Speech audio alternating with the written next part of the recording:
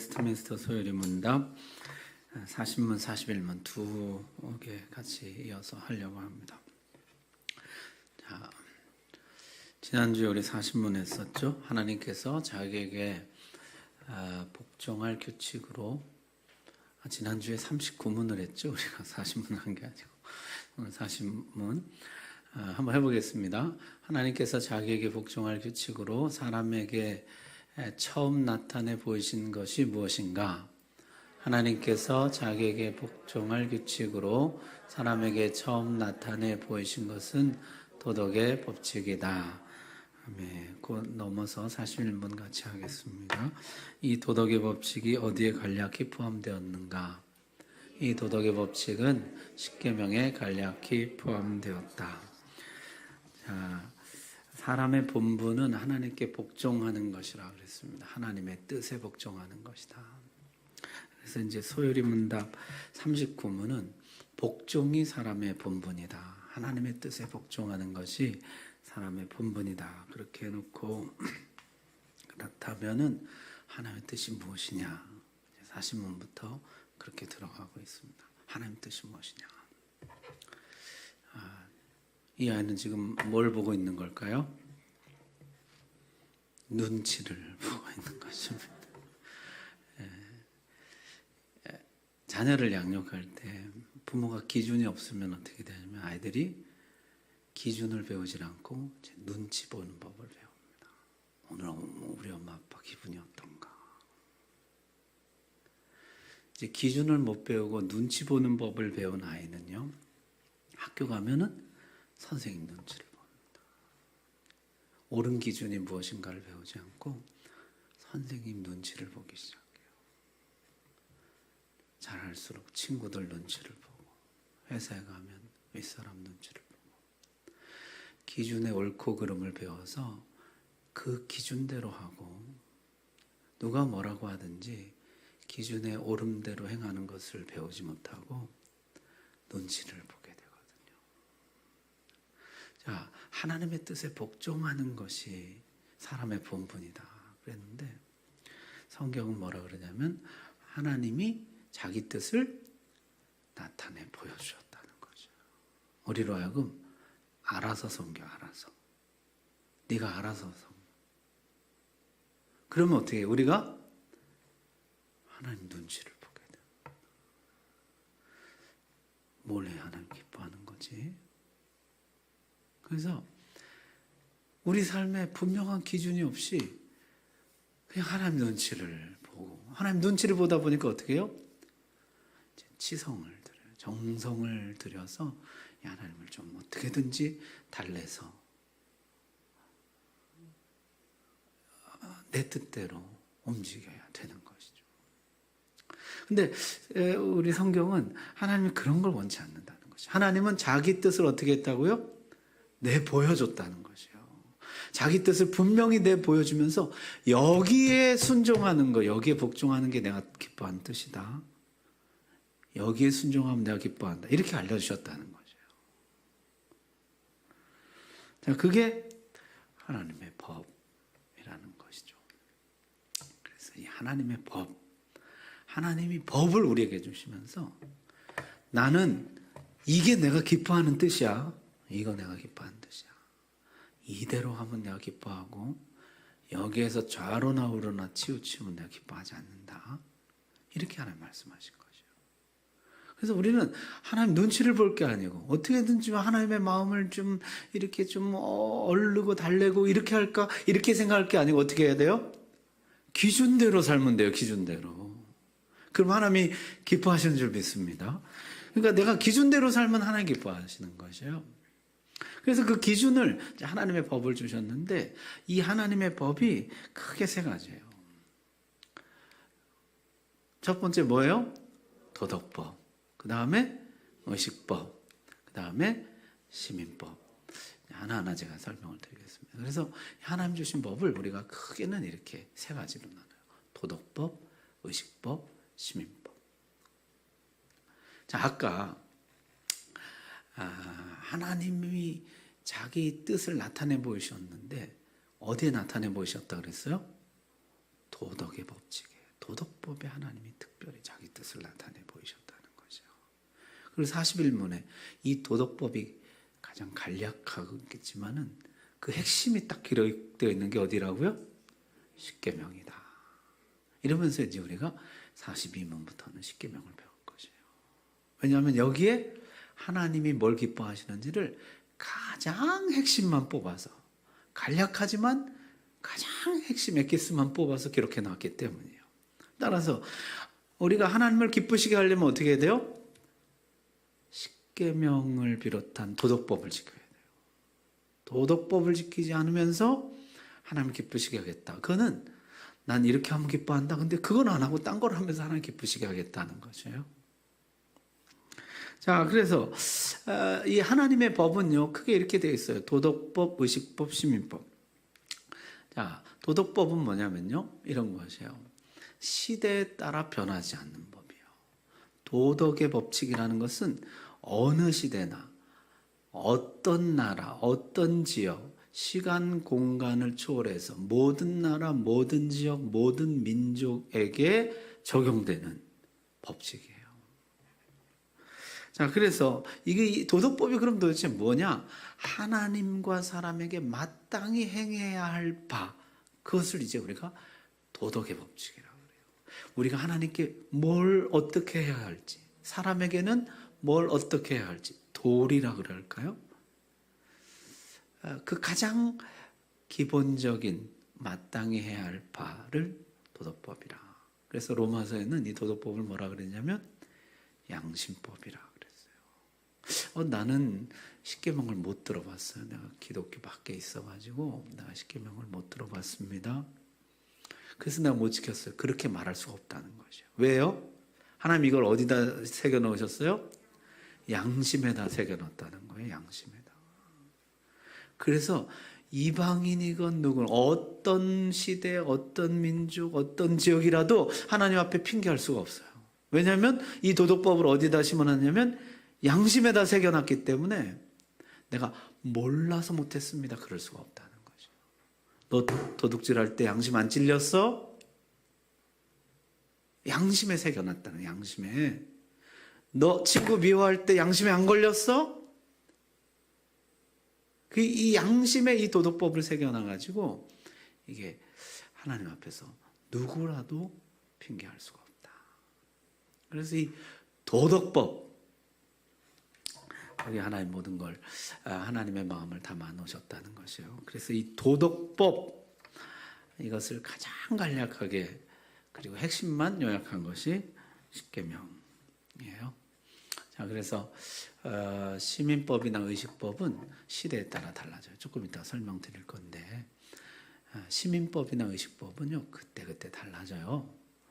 그런데 도덕법은 달라지지 않습니다. 지금까지도 유효한 것이죠. 왜 도덕법이 달라지지 않고 유효한 것일까요? 이것이 하나님의 성품을 담은 법이기 때문에 그래요. 하나님은 선하시고 자비로우시고 의로우시고 그 하나님의 성품을 그대로 담고 있는 것이 도덕법이기 때문에 이거는 변하지 않는 것이에요. 그리고 하나님은 여기에 우리가 순종해야 될 하나님의 뜻을 담아 놓으셨다. 이렇게 이야기합니다. 자, 그 다음에는 이제 의식법이에요. 의식법은 뭐냐면은, 이게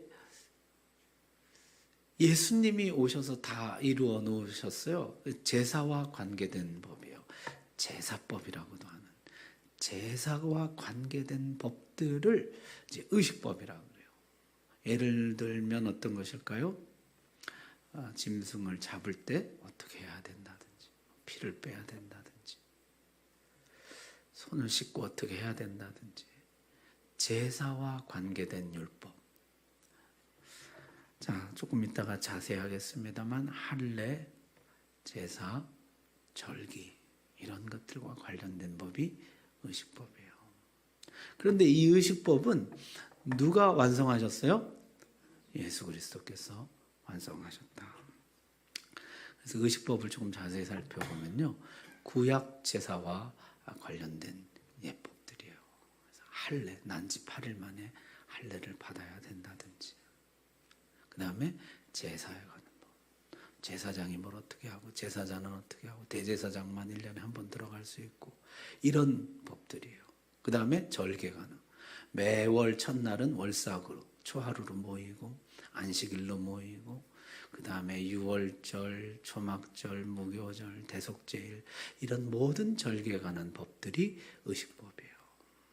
그런데 이 모든 절개에 관한 법, 의식법은 예수 그리스도께서 오셔서 성취하셨어요. 예수 그리스도께서 오셔서 이 모든 법을 성취해서 의식법은 이미 완성이 되었습니다. 따라서 지금 의식법을 지켜요, 안 지켜요? 안 지켜요. 지금은 할례를 받지 않죠. 신약교회에 이제 그 문제가 나타나. 할례 받아야 되느냐 말아야 돼. 할례 받아야 아브라함 자손이냐 아니냐. 그래서 예루살렘 총회에서 받을 것 없다 이제 이렇게 결론을 내리는 이야기가 사도행전 15장에 있잖아요. 자, 할례 받지 않으면 아브라함 자손이 아니다 그랬는데 더 이상 이걸 우리가 지키질 않아요. 왜냐하면 예수 그리스도가 완성하셨기 때문이에요. 그리스도 안에서 우리가 아브라함의 자손이 됩니다. 할례를 받아 아브라함 자손 되질 않고 그리스도를 믿어 아브라함 자손이 되는 것이에요. 이 의식법 지키지 않죠. 우린 더 이상 동물 제사를 드리지 않습니다. 더 이상 이런 의식을 하지 않아요. 왜냐하면 그리스도께서 영단번에 제물이 되셨기 때문에 완성하셨죠. 더 이상 우리가 절기를 지키지 않아요. 월삭이니 안식일이니 이런 것들을 지키지 않아요. 자, 그런지 뭐 유월절 지금도 뭐 하나님의 교회인가 유월절 지킨다고 뭐 가다 보면요 이렇게 써놨어요. 유월절 지킨다고. 전혀 성경을 잘 알지 못하는 것이죠. 그리스도께서 이미 성취해 놓으셨어요. 지금도 뭐 안식일 지킨다고 토요일 날은 뭐 안식교도 있고 이러잖아요. 의식법은 이미 그리스도가 완성하셨습니다. 자, 그 다음에 시민법. 자, 시민법은요, 이게 시대에 따라 그 적용 방식이 바뀐다는 것이요. 이 시민법이라는 것은 뭐냐면은 고대 이스라엘 국가를 유지하기 위해서 하나님이 그 시대에 주신 법이에요. 그래서 이게 물론 그 정신은 변하지 않죠. 그 정신은 변하지 않지만 고대 이스라엘을 유지하기 위해서 하나님이 그 백성, 그 당시 그 백성에게 주신 법인 것이에요. 자, 그래서 이 시민법, 이게 너무 많아가지고 뭘 제가 해보려고 그랬더니 직접 찾아보는 게 낫겠어요. 그래서 종에 관한 법이라든지 다툼에 관한 법이라든지 소유에 관한 법이라든지 결혼에 관한 법이라든지 이런 법들이 이제 시민법으로 나와요. 여러분 출애굽기 한번 펴보세요. 출애굽기 21장. 너무 많아서 뭐 이거 어떤 한 구절을 따올 수가 없겠더라고요. 자, 한번 보십시오.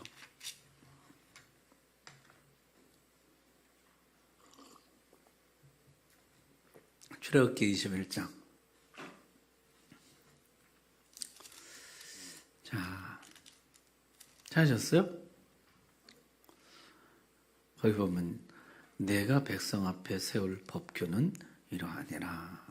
이러면서 이게 법이라는 것을 가르쳐줘요. 20장은 십계명이에요. 20장 십계명이 나오고 이제 21장부터 법이 나오는데요. 자, 그 법에 대해서 이렇게 히브리 종을 사면 그는 엿새 동안 섬길 것이요 7째에는 몸값을 물지 않고 나가 자유인이 될 것이며 만일 그가 단신으로 왔으면 단신으로 나갈 것이요 장가 들었으면 그의 아내도 그와 함께 나가려니와 만일 상전이 그에게 아내를 주어 그의 아내가 아들이나 딸을 낳으면 그의 아내와 그의 자식들은 상전에게 속할 것이요 그는 단신으로 나갈 것이로되 만일 종이 분명히 말하기를 내가 상전과 내 처자를 사랑하니 나가서 자유인이 되지 않겠노라 하면 상전이 그를 데리고 재판장에게로 갈 것이요 또 그를 문이나 문설주 앞으로 데리고 와서 그것에다가 송곳으로 그의 귀를 뚫을 것이니라. 그는 종신토록 그 상전을 섬기리라. 자, 그러면서 종에 관한 법들이 이제 쭉 나와요. 여러분 이 법을 지금 우리가 지킵니까 안 지킵니까? 성경에 있는 법인데 왜 안 지키세요? 하나님 말씀 무시하시는 거예요? 이게 다 성경에 있는데 왜 안 지켜요? 어제 그럼 12절 가면 사람을 쳐 죽인 자는 반드시 죽일 것이니라. 15절 자기 아버지나 어머니를 치는 자는 반드시 죽일지니라. 17절 자기 아버지나 어머니를 저주하는 자는 반드시 죽일지니라. 죽을 사람 꽤 많죠? 이 법을 우리가 그대로 지킨다 그러면 더 가면요. 이 눈은 24절에 보면은 눈은 눈으로 이는 이로 손은 손으로 발은 발로 된 것은 된 것으로 상하게 한 것은 상함으로 때린 것은 때림으로 갚을지니라. 자, 그렇게 해서 쭉 나오고 28절부터는 소가 사람을 들이받았을 때는 어떻게 할 것이며 그런 이야기들이 쭉 나와. 22절부터는 이제 도둑질했을 때 배상할 문제에 대해서 들통났을 때는 5배를 갚고 자백했을 때는 1.2배를 갚고 이런 이야기들이 쭉 나와요. 쭉 나오면서 무당을 죽이라 이런 말씀도 나와요. 너희 가운데 무당은 반드시 죽이라. 우상 숭배자도 죽이라. 이런 말씀이 나와요. 그러면서 그런 이야기가 쭉 등장합니다. 지금도 가끔 우리 그런 거 보게 되잖아. 기독교인이 어디 뭐 대웅전에 불 질렀다든지 장승 때려 부셨다든지 심지어 다른 종교인을 위협하고 상해를 가하고 이런 것들이 뭐예요? 성경에 대한 무지에서 비롯된 것이죠. 자, 이 시민법이라는 것은요, 그 당시 이스라엘 국가, 그 사회를 유지하기 위한 그 당시의 법이에요. 이걸 뭐라고 좀 설명드릴까요? 이게 신약에도 있는데, 신약에 사도 바울이 편지할 때마다 너희는 서로 거룩하게 입맞춤으로 서로 무난하라 이렇게 나와요. 자, 이건 구약이고 그건 신약이니까 지켜야 되지 않겠어요? 자, 다 마스크를 벗고 옆 사람과 거룩하게 입맞춤으로 우리 서로 무난할까요? 여러분 성경에 입맞춤으로 무난하라 그렇게 되어 있는데 왜 안 하시는 거예요? 구약도 아니고 신약인데. 분명히 거기 입맞춤으로 무난하라 그렇게 써 있는데 왜 안 지키시는 거예요? 그게 그 당시 이스라엘 문화에서 서로 안부를 묻고 서로를 돌아보고 그러라는 뜻이잖아요. 서로 환영하고 격려해 주라는 뜻이잖아요. 마찬가지예요. 고대 이스라엘 시민법이라는 것은 그런 것이에요. 그래서 이 법을요 오늘날 그대로 적용하려고 그러면 많은 무리가 따라요. 이미 이스라엘 사회는 어떻게 됐어요? 고대 이스라엘 국가는 소멸했어요. 그리고 이 시민법은 그 시효가 종료되었어요.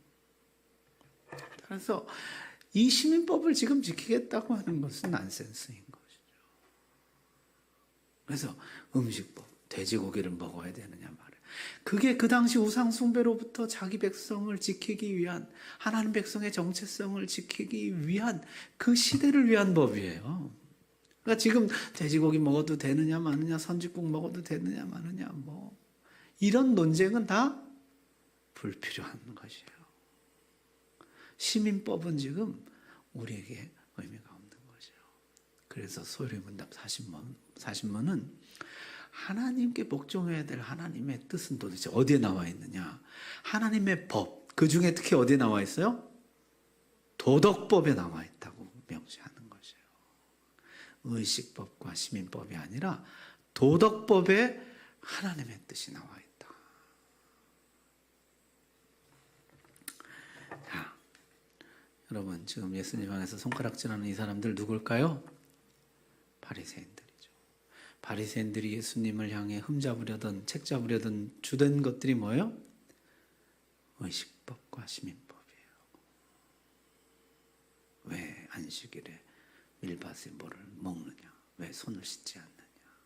왜 안식일에 뭘 고치느냐? 바울을 책잡으려던 그 사람들의 주된 게 뭐예요? 의식법, 시민법이에요. 할례 왜 받지 않느냐? 왜 이거 안 지키느냐? 그래서 이미 이건 다 폐지되고 완성하신 것인데 정작 하나님의 뜻은 도덕법에 있는데 도덕법은 별 관심이 없어요. 오히려 관심이 어디에만 있어요? 의식법. 손 씻었어 안 씻었어? 뭐 했어 안 했어? 지켰어 안 지켰어? 금식, 월삭. 왜 금식하지 않습니까? 그 금식이 대속죄일 규례거든요. 의식법이에요. 그래서 정말 하나님의 뜻이 나타난 이 도덕법칙, 이건 안 지켜요. 어떻게 해요? 가난한 자를 착취하고, 그러면서 의식법은 또 얼마나 철저히 지키는지요. 하나님 뭐라 그럽니까? 말라기에 성전문 좀 누가 닫아버리라고. 내가 너네 그 동물 제사에 아주 그 냄새도 싫다. 하나님 이렇게 말씀하셔요. 정말 하나님의 뜻이 나타난 이 도덕법은 아무 관심도 없어요.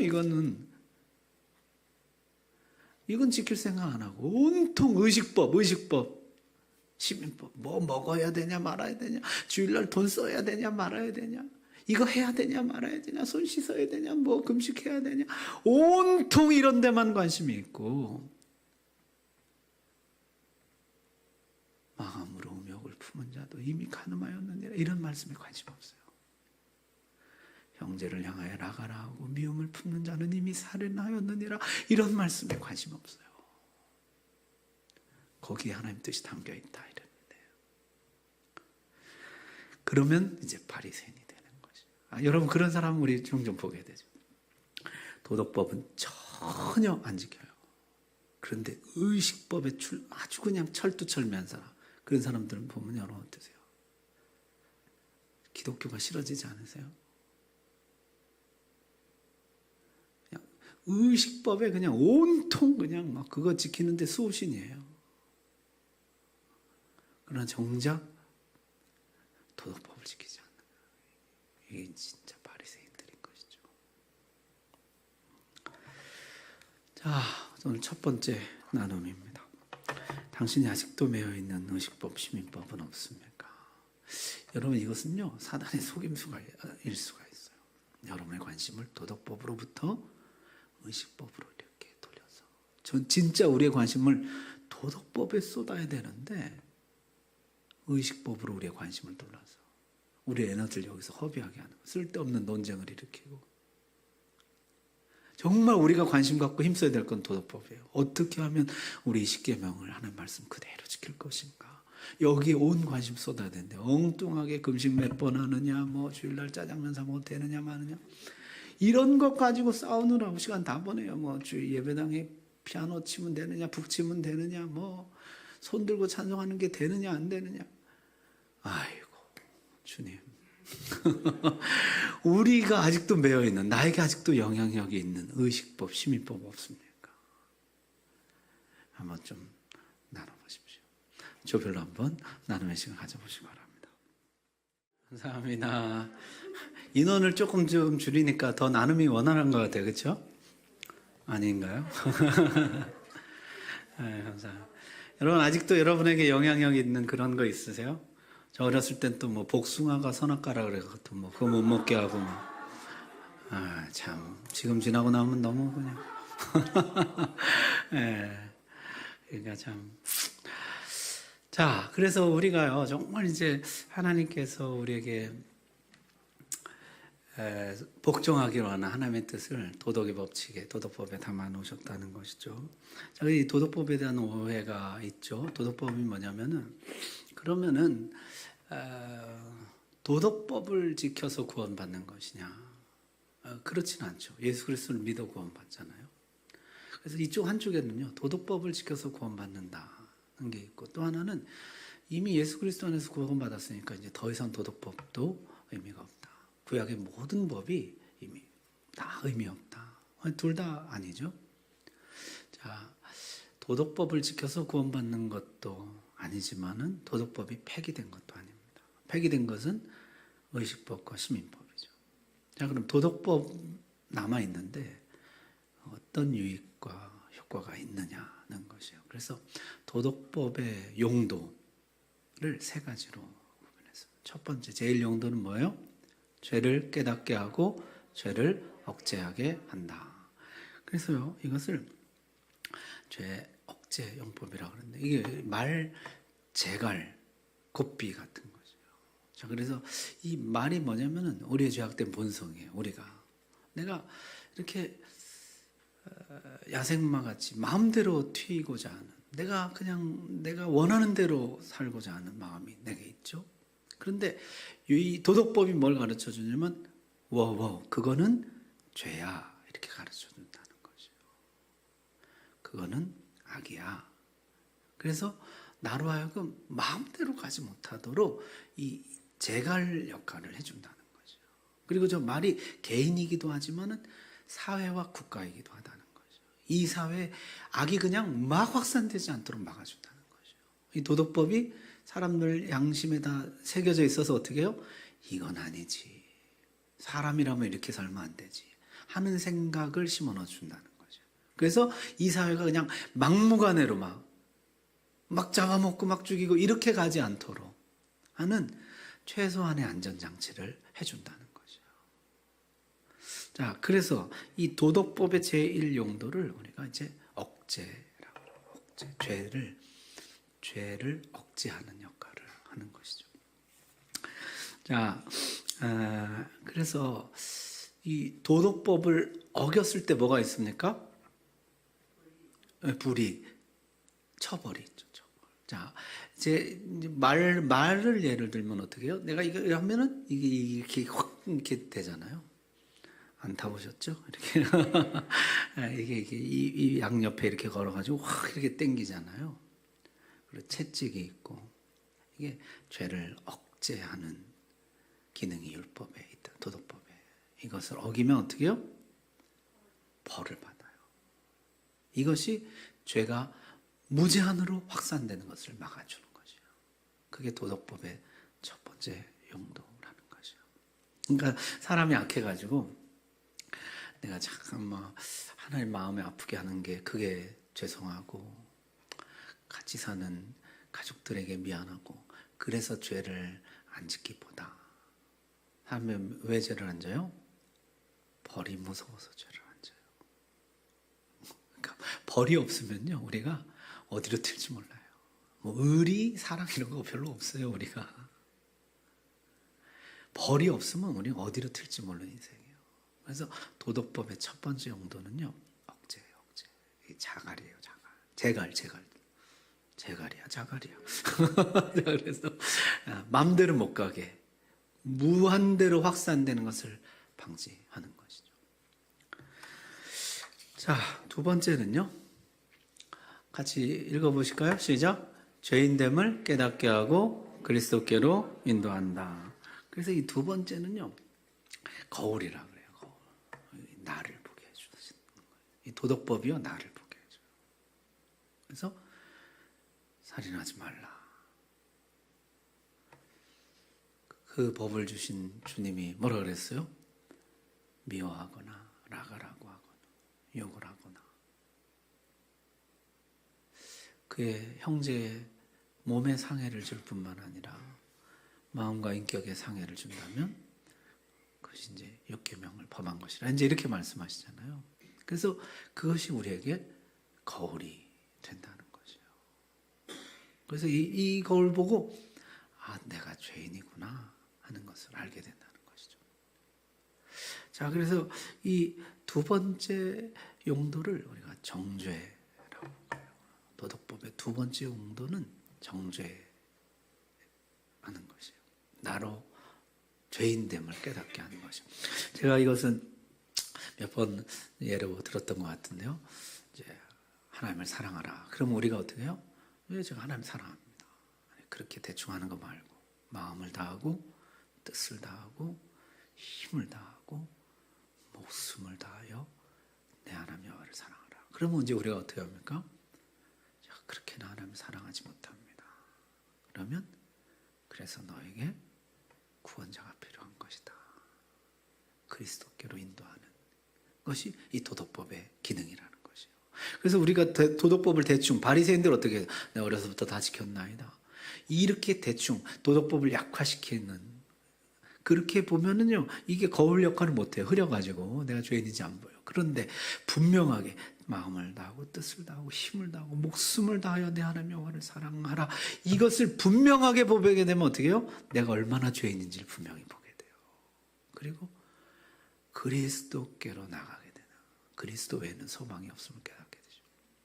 이웃도 마찬가지예요. 내 이웃을 사랑하면 저 이웃 사랑하는데요. 그렇게 사랑하는 건 세리도 그와 같이 하지 않느냐. 너에게 잘하는 자만 사랑하면 세리도 그건 뭐 사람이면 다 누구나 어떻게 사랑해야 됩니까? 원수를 내 자신같이. 저는 그렇게는 사랑 못합니다. 그러면 그래서 너에게 그리스도가 필요한 것이다. 구원자가 필요한 것이다. 그래서 우리를 그리스도께로 인도하는 몽학선생 노릇을 한다는 것이죠. 이게 도덕법의 두 번째 기능이에요. 내가 죄인됨을 깨닫게 해줘. 이게 없으면요, 거울이 없으면 자기 얼굴에 뭐 묻은 거 모르는 것처럼 이게 없으면요, 내가 얼마나 더러운지 몰라요. 얼마나 추저분한지 모른다고요. 여러분 그런 경험 없으세요? 말씀 읽다가 정말 순결한 하나님 말씀 앞에 내가 정말 추저분한 인간인 것이 드러나게 되잖아요. 이 거울 같은 기능, 나를 정죄하는 기능, 그게 도덕법의 두 번째 용도예요. 자, 세 번째 용도는요, 우리로 하여금 죄를 버리고 도덕법을 따라 살도록 한다는 것이죠. 그래서 이것은 이제 등불이라고 그래요. 우리에게 어떻게 살아야 할지를, 그 앞길을 환히 비춰주는 것이죠. 그래서 이 제3용도는 교육적 용법이라 그래요. 우리에게 가르쳐주는 것이죠. 뭘 가르쳐줍니까? 이 도덕법대로 살아가는 길이 얼마나 형통하고 바르고 행복한지를 보여주므로 불을 밝혀주는 것이에요. 우리로 하여금 그 길로 걸어가도록 안내해 주는 거죠. 주의 말씀은 내 발의 등이요 내 길의 빛이니이다. 그래서 이게 이 도덕법은요, 우리 인생의 등불 역할을 해줘요. 이 길이야, 이 길이 행복의 길이야, 거기 파멸의 길이야, 이게 생명의 길이야, 거기 죽음의 길이야. 이걸 이제 보여주는 것이에요, 우리로 하여금. 그래서 하나님 말씀대로 이 법대로 사는 것이 얼마나 형통하고 행복하고 바르고 의미 있고 보람 있는 삶인지를 보여줌으로 해서 우리로 하여금 그 길을 선택해 가도록 인도해 주는 등불 역할을 한다는 것이에요. 자, 그래서 도덕법은 이렇게 세 가지 역할을 합니다. 첫 번째는요, 죄의 확산을 막아주는 억제 역할을 해요. 두 번째는 정죄예요. 내가 죄인됨을 깨닫게 해서 나로 하여금 그리스도께 나가게 해요. 세 번째는 교육, 바른 길을 밝히 보여주는 거죠. 이것이 지금 우리 믿는 성도들에게 오늘날 도덕법의 역할인 것이죠. 자, 여러분은 십계명을 지켜서 구원받습니까? 아니죠. 우리는 뭘로 구원받아요? 그리스도를 믿음으로 구원받죠. 그럼 이 도덕법은 왜 지금도 우리에게 의미가 있을까요? 억제와 정제와 교육의 기능이 있기 때문이에요. 지금도 이 도덕법 십계명은요, 나의 죄악이 무한대로 확장되는 것을 억제해 줍니다. 죄의 욕망을 억제해 줍니다. 하나님 처벌을 두려워하게 하고, 이 재갈이 걸리게 하고, 제동이 걸리게 하고, 그래서 죄가 내 삶에 확산되는 것을 막아줘요. 그리고 나로 하여금 이게 끊임없이 거울 역할을 해서 나로 하여금 교만이 올라 치면은 이 거울을 보면요, 아이고 내가 참 더럽네, 이걸 이제 알게 돼요. 얼마나 못난 인가를 알게 돼요. 이걸 보면은. 그리고는 바른 길을 보여주게 되는 것이죠. 자, 오늘 마지막 나눔인데요, 도덕법이 당신에게 주었던 유익은 무엇입니까? 자, 내 삶에 도덕법이라고 그러면 좀 어려우면 십계명이라고 이렇게 생각하시면 쉽습니다. 십계명이 나에게 주었던 유익, 죄가 내 삶에 확산되는 것을 억제해 주는 것이죠. 그 다음에 내가 죄인인 것을 깨닫게 해주고 나에게 나아갈 길이 어떤 것인지를 밝히 보여주는 것입니다. 한번 십계명이 나에게 주었던 실제적인 유익은 무엇이었나 한번 좀 나눔 가져보시기 바랍니다. 네, 감사합니다. 즐거운 나눔 되셨습니까? 지금까지 십계명을 어떤 용도로 쓰셨어요? 재갈, 거울, 등불. 어떤 용도로 지금까지 쓰셨어요? 앞으로는 어떻게 하시겠어요? 앞으로 이 십계명이 나에게 재갈이 되어줄 것 같다. 죄가 내 삶에 막 확산되는 걸 막아줄 것 같다. 또는 거울이 되어줄 것 같다. 또는 등불이 되어줄 것 같다. 하나님 주신 목적대로 잘 사용하시기 바랍니다. 기도합시다. 우리 오늘 기도할 때 하나님 주신 이 도덕법,